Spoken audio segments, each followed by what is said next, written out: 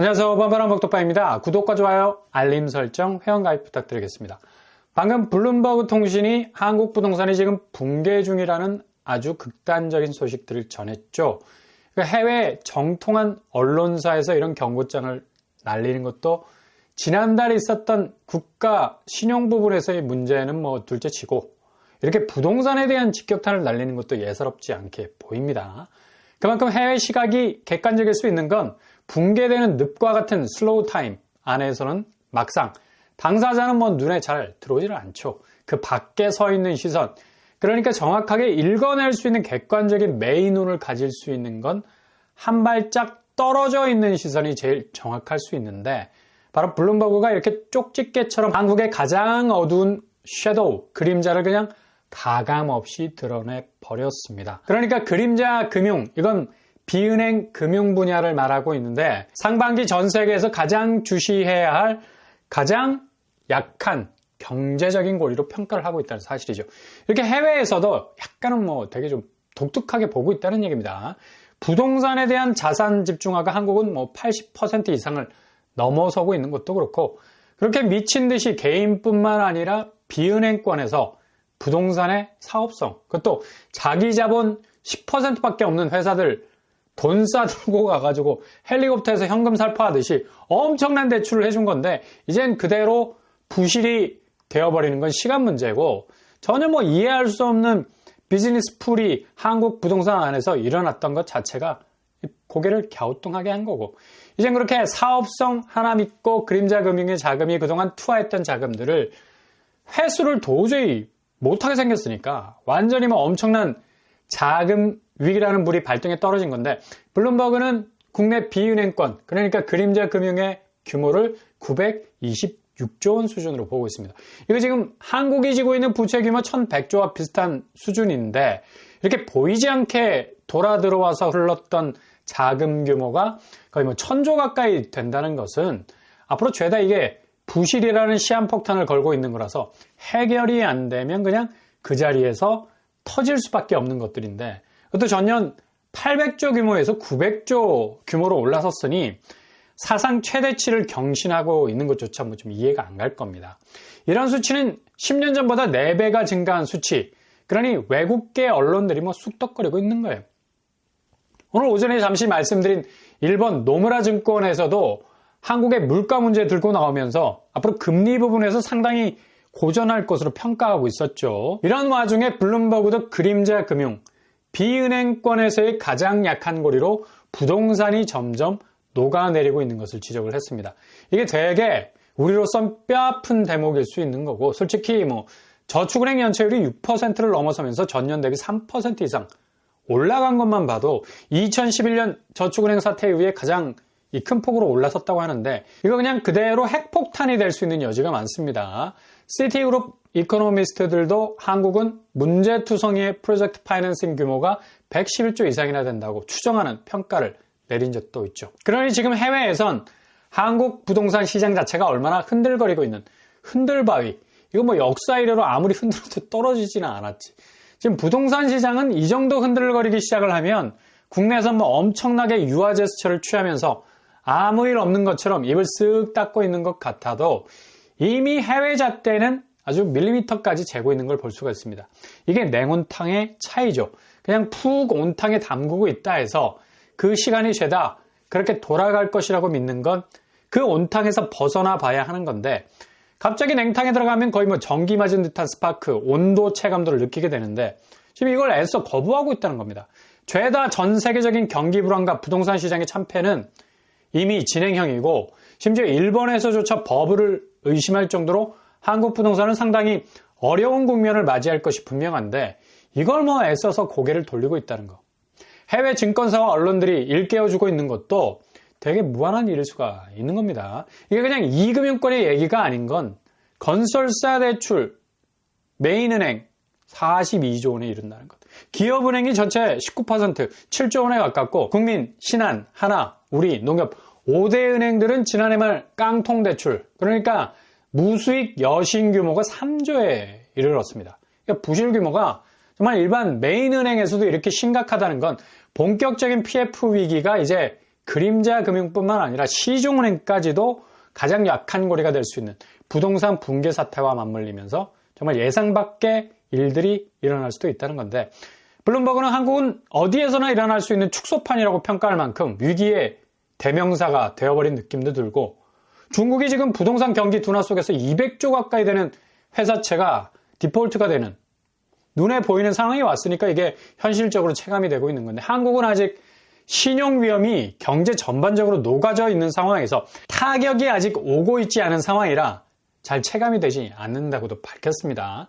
그만큼 최악의 상황은 아직 오지 않았다는 건데 이게 더 공포스러운 말이 될 수도 있다는 얘기죠. 그러니까 지금 이미 우리는 끊어진 다리 중간에 서 있는 거고, 이게 그냥 와장창 무너질 수 있는 위기를 피해서 빨리 이걸 건너야 하는 급박함이 있는 건데 너무 민기적거리는 느낌이 많이 드는 것. 그 알량한 미련 때문, 무슨 트로트 가사에 나오는 내용도 아니고 그놈의 미련 때문인데, 무슨 미련?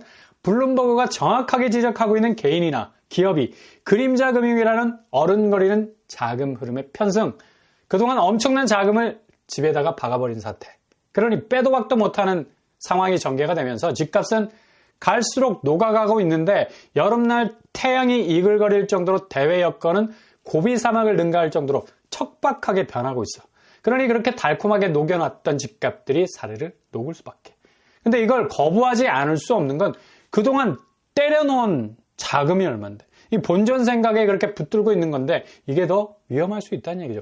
그래서 블룸버그도 돌이킬 수 없는 한국 부동산, 그냥 그 자리에서 서서히 녹아내린다는 표현을 쓰고 있지 않습니까? 그렇게 지금 상황은 그냥 그 자리에서 균열을 일으키고 있는 집값을 그대로 떠안고 가려는 심리적 마지노선조차 흔들리고 있는 건데, 지금 매도 시장 동향 보면 매수 우위 지수는 24, 전주 대비 다시 떨어지고 있죠. 그냥 무슨 숟가락들 힘조차도 없을 정도로 매수세는 심리적 기반 위에서 계속해서 하강 국면을 바라보고 있는 건데, 매도세는 거의 78%에 이를 정도로 계속되는 추세적인 상행선을 타고 있는 겁니다. 이렇게 매수세와 매도세가 갈수록 간격이 벌어지게 되면 답이 없는 거죠. 어느 정도 조율이 가능할 정도의 수치가 나와야 하는데, 극단으로 기울어버린 시장이 형성된다는 건 나 홀로 버티기에 들어간 매도자들의 집값 버티기는 더 이상 지속되기 어렵다는 결론을 내릴 수밖에 없는 거고, 주간 아파트 매매 가격 상승률 보면 이런 심리적 저지선이 계속해서 허물어지고 있는 걸 볼 수가 있죠. 대체로 서울은 부동산원 지표와는 달리 상승률 자체가 완전히 정체된 것을 넘어서서 뒤로 가고 있잖아요. 마이너스로 뒤집어지고 있는 건데, 상승률이 그냥 앞으로 치고 나가지 못하는 역행하는 모습을 고스란히 보이고 있다는 것. 원래 KB 시세가 현장 시세를 곧대곧대 반영하기 때문에 분위기가 사뭇 엄숙한 것도 있어요. 만약 낙관적이지 않다는 것. 그리고 인천 경기를 보면 매매 가격 지수 상승률조차도 상승이라는 이름표 달기에도 껄끄러운 기나긴 막대 그래프로 길쭉하게, 이 말상도 아닌데 얼굴이 되게 길어 보여요. 그렇게 쭉 하락 국면으로 가고 있는 걸 볼 수 있습니다. 그래서 블룸버그가 외국계 언론사이지만 한국 부동산 시장을 되게 냉철하게 잘 본 겁니다. 전체적으로 부동산 시장의 전반적인 분위기는 이렇게 기저에 아무런 탄력적 가격 상승을 동반한 부동산 시장에 활기를 줄 수 있는 상수, 그러니까 상황이 잘 흔들리지 않는 절대값이 너무 빈곤할 만큼 어디에도 찾아볼 수 없다는 것. 그러니 그림자 금융의 자금 회수는 뭐라면 정글. 이렇게 지금 부동산 상황은 정말 지금 아무런 낌새도 눈치채지 못하는 것도 이상하리만큼 주변은 아주 삼엄해져 있는데, 정작 국내는 너무나 평온해 보여. 이게 그냥 태풍의 눈 안으로 들어온 건데 이걸 제대로 보셔야 된다는 얘기죠. 지금 서울 아파트 거래량 3월이 이제 4,000건을 돌파할 거라는 기대가 만발하고 있는데, 2월 거래량이 2,500건 수준, 그리고 4월은 1,096건으로 다가서고 있죠.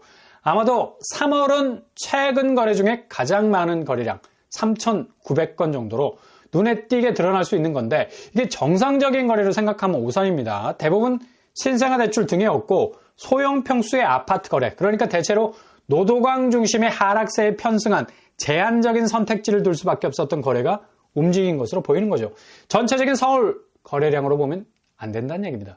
지금 거의 거래가 스탑이 된 곳들이 서울 강남 3구, 강남 서초 송파는 몇몇 금매가 팔려나간 수준인 반면, 노도강 집값이 엄청나게 하락 국면에 들어서면서 집값 상승의 톱니바퀴가 제대로 렉에 걸리면서 이게 편승한 거래가 나온 거란 얘기예요. 대부분 급락하는 거래, 소형 평수 금매로 팔리는 양상이 전개가 되고 있다는 점을 꼭 기억을 하시라. 그러니 겉으로 보기에 거래량이 대폭 늘어나고 있는 것으로 보이는데 이건 그냥 테러를 구축하고 빨리 팔고 나가려는 매도자들이 급매로 돌리고를 반복하면서 나오는 카운터라는 얘기죠. 그러니 앞으로 집값은 이런 회전 스핀이 제대로 맞물리면서 더욱 하락 거래로 돌리지 않으면 거래 자체가 막힐 수 있다는 그런 공포 심리를 집주인들에게 모내기 심듯이 콕콕 내리에 박히게 될 것으로 보인다는 얘기입니다. 영끌족들은 다주택자들에 비해서 집 한 채가 굉장한 비중이기 때문에 가격대를 놓지 않으려 하겠지만 다주택자들은 교집합적인 가치를 중시해서 가장 높은 인지도 몇몇만 남겨두고 커팅 작업에 들어갈 겁니다. 앞으로 세금 문제가 만만치 않은 덜미를 잡을 것이 예상되기 때문에 그래서 물량은 대체로 저가 공세로 많이 쏟아져 나올 가능성 크다는 얘기죠. 서울 핵심 입지보단 비강남권에서 이런 양상이 뚜렷해지고 있고 이제 강남권에서도 추리고를 반복해서 매물들이 계속해서 나올 것으로 전망이 됩니다. 블룸버그의 오늘 경고는 아마 상반기 가장 큰 한국 부동산의 이슈가 될 것으로 보이죠. 왜냐? 이런 자금 문제와 더불어서 집값 문제도 상당히 출렁거릴 가능성이 많기 때문에 그림자 금융의 가장 약한 고리 부동산 붕괴의 시작 아이스크림 녹듯이 전개가 될 것으로 보입니다.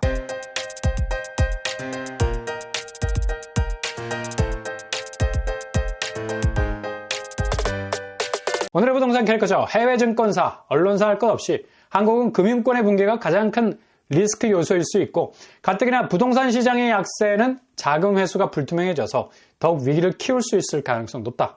지금까지 대규모로 터지지 않은 게 기적적일 정도로 앞으로의 위기는 전방위적으로 생겨날 가능성 아주 높겠네요. 오늘도 응원합니다. 항상 여러분의 길이 꽃길만 되실 수 있길 바랍니다. 이상으로 뻔뻔한 복덕방을 마치겠습니다. 구독과 좋아요 부탁드립니다. 감사합니다.